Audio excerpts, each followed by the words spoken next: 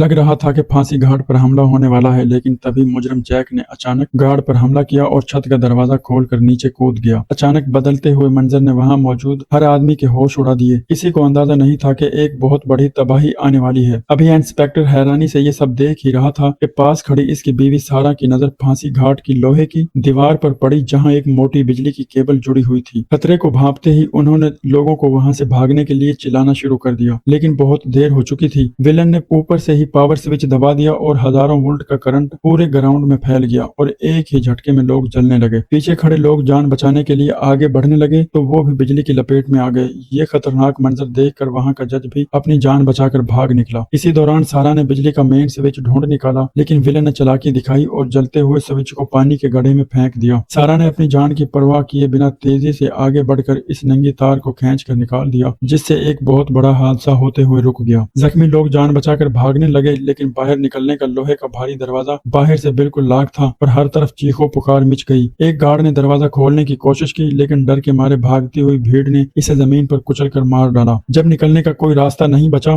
तो वहां मौजूद एक लड़की ने जादुई फूंक मारी, जिससे वो 10 फुट मोटा लोहे का दरवाजा शफाफ शीशे में बदल गया। दरवाजा टूटते ही भीड़ एकदम से बाहर की तरफ भागी। वो लड़की जमीन पर गिर गई, लेकिन बेहिस लोगों ने इसकी जान की परवाह नहीं की और अपने पैरों तले कुचल दिया। और जब ये हंगामा खत्म हुआ तो पता चला कि मुजरिम जैक पहले ही वहां से गायब हो चुका था।